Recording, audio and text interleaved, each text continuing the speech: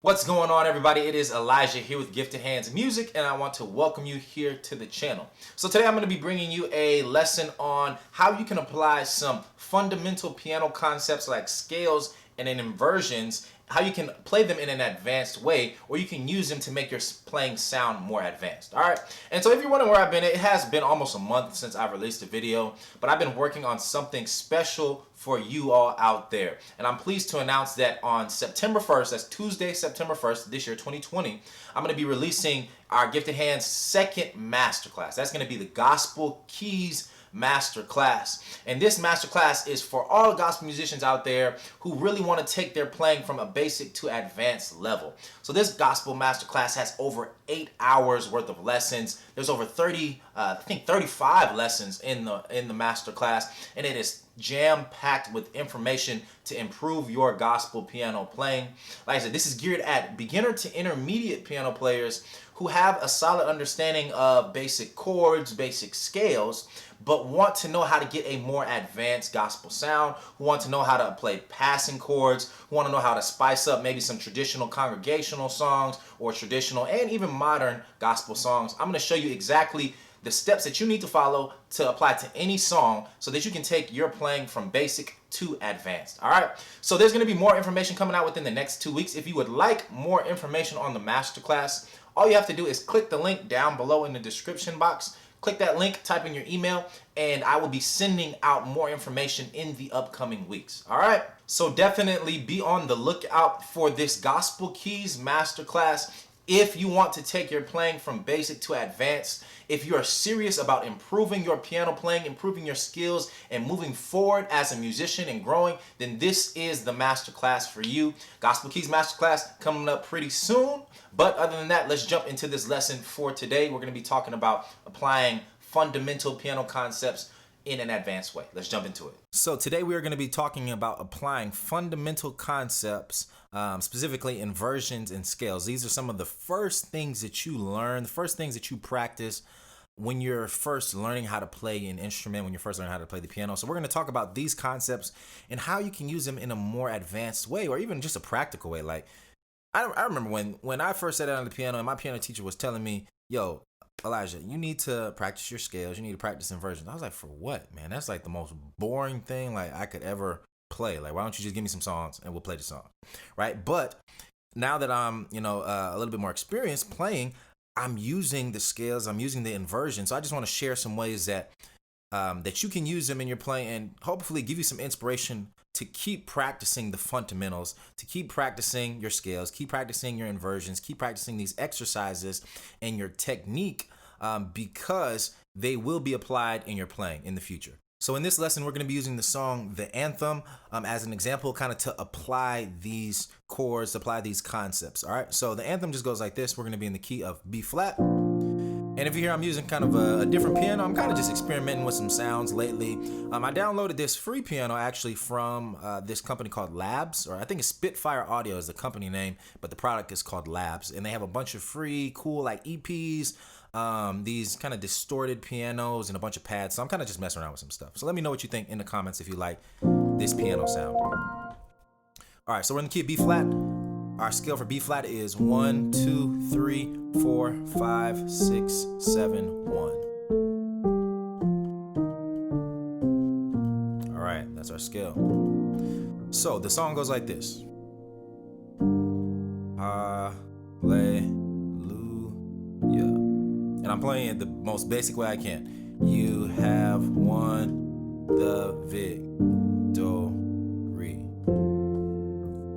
We sing hallelujah, hallelujah.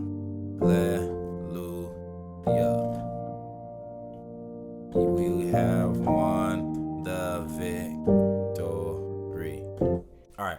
So if you're a beginner, if you're kind of new on the piano, that's how you might approach this song, right? But I want to show you how just applying a simple concept, just like an inversion, you can automatically transform the song and make it sound something like this.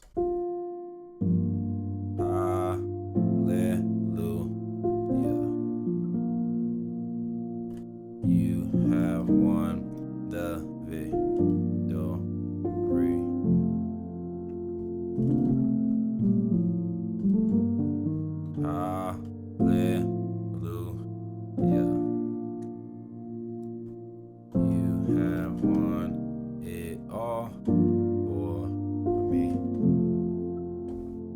All right. And now that's two completely different sounds. Like one sounds very basic, very empty. Another one sounds more full, more beautiful, more smooth. Like everything just sounds great about it, right? And so with the second take on this song, or the second approach, all I'm really doing is adding inversions. Like I'm playing my chords differently, same chords, just voiced differently using inversions. And then I'm adding some movements all based off of the major scale. So we're in the key of B flat, right? So I'm just using the B flat major scale to add some little filler notes. So I'm going to talk about all of this in this lesson. Let's jump into it. So the first concept that we can apply inversions to is real simple. Let's say, so with this chord progression, we start off 6 on the 6, which is G minor, Ha, that's 7, 7 over 5, or 5 over 7. Really, actually, it's going to be 6, 5, F major to the 1, right? So the first rule of inversions I want to show you just simply says that if my first chord is 6 chord, actually, we'll do 6, 5, 1. The third chord I'm playing is a B flat. So if a B flat major chord consists of B flat, D, and F, I can take any of the notes of this chord and put them in the bass. Whoops, so F, B flat, or D. I can use any of those notes in this chord for the bass note. All right? And or I can invert it, just meaning I can switch up the order of notes. I can move the root to the top, or I can move the third to the top to give me a different voicing for the chords. So inversions, two rules for inversions, really. First, just meaning that I can switch up the order of notes. I can switch up the order of notes in any way that I see fit to give my playing a different sound, to give the chord a different sound. And then second rule of inversions, any note that I have in the chord, technically I can use for the bass note. Okay? So let's look at those two rules. So if I'm applying it to this song, 6 hallelujah, right? 6 hallelujah. The first thing I want to do is I'm always listening to the melody line. And when the more advanced you get in your playing, the more you're going to play melodically. You're not just going to play chords by themselves. You want to be able to play chords and the melody line together to give your playing a more full sound, and so that you don't necessarily need any other instrument, or you don't need a vocalist. Like, you can carry a song on your own as a pianist. So knowing this, I want to be able to play the melody line as much as possible in my right hand. So what I like to do is invert the chords so that I have the melody as the top note on the piano. So in this song, the melody is hallelujah, you have won the victory. So I like to invert the chords so that the melody is on the top. So this is an inverted G minor chord. Hallelujah. This is my F chord, my 5 chord. But what did I do? I used the second rule of inversions that we talked about, which is if this is my F chord, I can use the A in the bass. So this is 5 over 7. So 6 hallelujah. And then that gives me this nice voice leading, and that's much smoother than hallelujah, than playing them all in root position, right? When we have this smooth transition, first off, our hands don't have to move much. Like, my hands are pretty much staying right here, locked in this area of the piano. I don't have to jump from here to here to here. Like, it's a lot of movement. I like to conserve energy when I'm playing.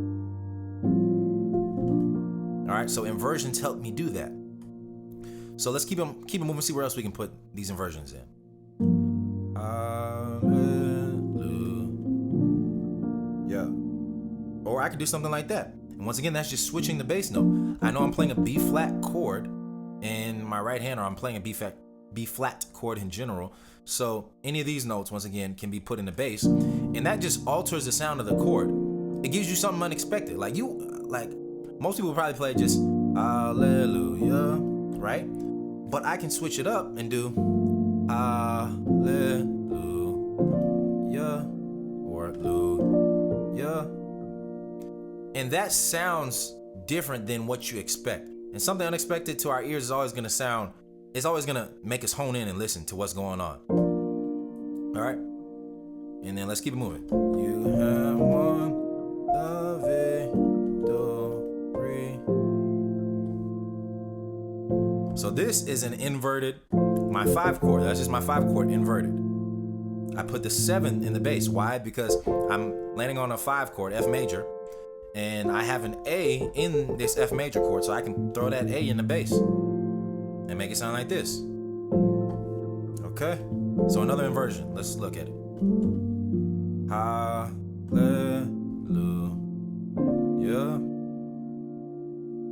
You have won the victory. What was that? You have won.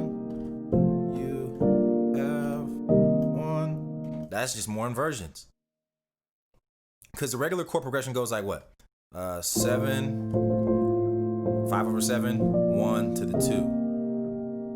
So that's really an F to B flat to C.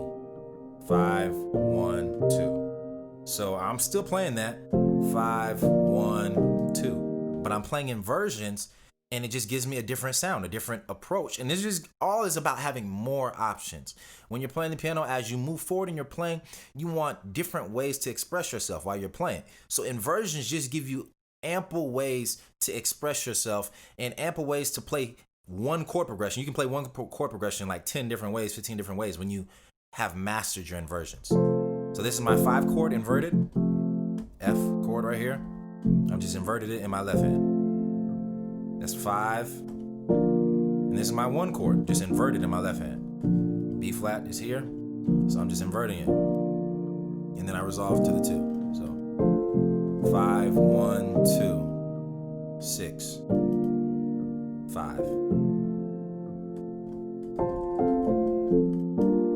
And then the last way that I'm going to talk to you about inversions is you can use these inversions for passing chords too. Like, so a lot of times we think we have to play these full advanced sounding chords as passing chords. But we don't always have to play advanced chords to make our playing sound good. We can use simple chords just using inversions to make them sound good. So what do I mean? Let me compare the two. So, hallelujah, you have won. So that was just a quick little passing chord.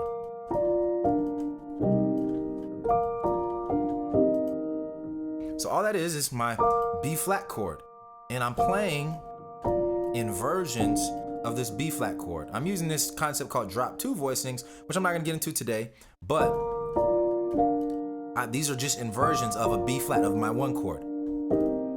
And I'm just combining them, the same chord, just inverted to give me this chord progression. All right? So that's one way you can use inversions as like a passing progression. Let's go. Hallelujah. You have won the victory. Hallelujah. You have won it all for me. All right, so that's it. That's just some quick tips on how you can use inversions applied to this song, the anthem, to give you a different sound, to give you a more advanced, more complex sound, and something different, a different way to approach your playing as a whole.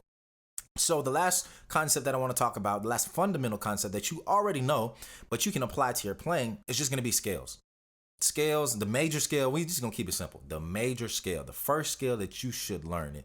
If you don't know all 12 of your major scales, you're slacking. You need to go back and learn all 12 major scales and really master those, because there's so many things that you can do with them, right? So we're in the key of B flat, so we're just going to use the B flat major scale. 1, 2, 3, 4, 5, 6, 7, 1. So we can use this major scale in 2 different contexts, in 2 different ways. The first way is going to be to create runs, licks, and fills. And then the second way is to create like movement in our chords. So I'm going to break down both of those real quick for you, okay? So the first way, let me just play an example. Hallelujah.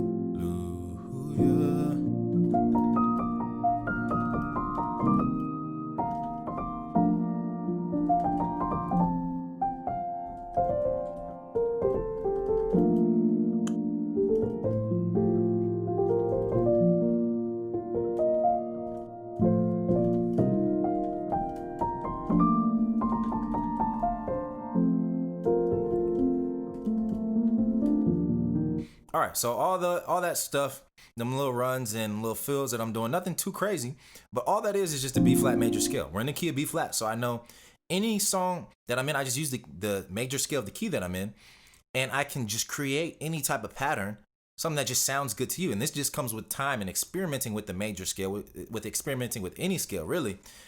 Experiment with it, figure out what type of patterns.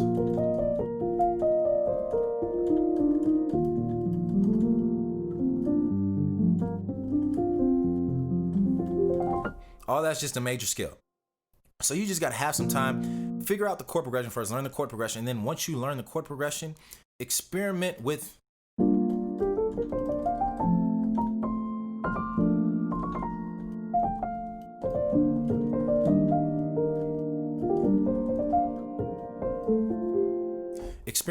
just messing around with the notes of the scale. All I'm doing is I know I have a B flat major scale. These are the notes of a B flat major scale. So I can play any of these notes in any combination in the world, like any combination in existence, and just try to create something that sounds good.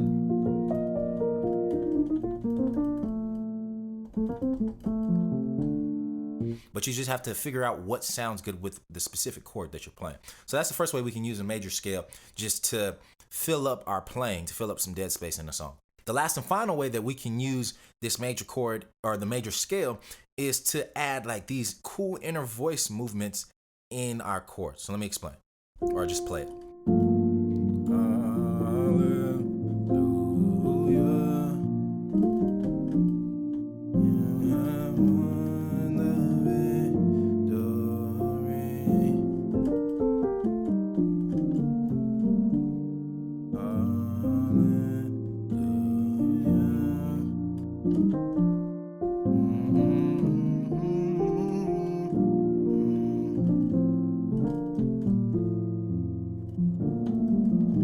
All right, so like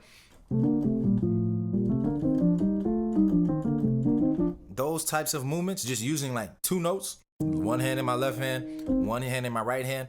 What I'm doing is I'm using an interval of a major or of sixth. I guess that's how you say it, sixths. I don't know, but you see it on the screen, sixth. They're either major or they're minor, and I can use this off of almost any chord in the key. But like, I'm pretty much just outlining the notes of my major scale, and I'm keeping them a interval of a sixth, major or minor, depending on where I'm at. I'm keeping them a sixth apart, and that just gives me these cool color tones in the chords that I'm playing. And like, all those like gospel nuances that you hear, they're usually this type of movement, these six, just using your major scale. Sometimes you'll switch up the scale.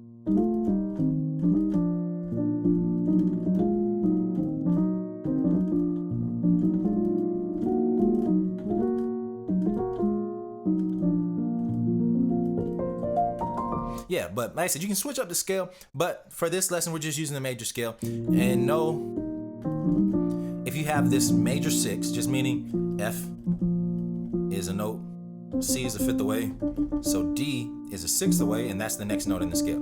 So this is my sixth, F to D. And then after I have those two notes, I can just move them up, and I'm just following the notes of my B flat major scale.